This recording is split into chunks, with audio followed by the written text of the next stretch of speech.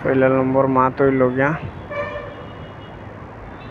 ঘর বর্তমানে যাই আর কি গাইস বুঝছেন।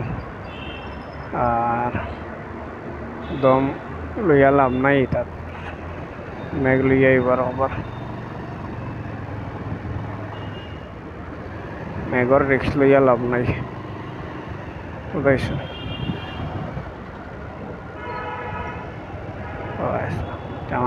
মানুষ শূন্য হয়ে যেত।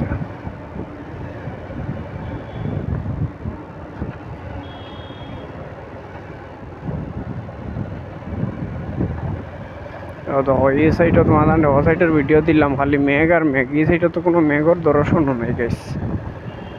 দেখো কোনো দর্শন নাই মেঘর, রোহিত আর রোহিত দেখায়।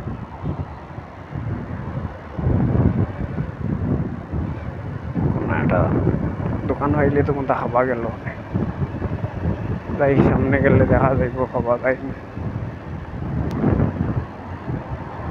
আজকের রোডটা খুব বেশি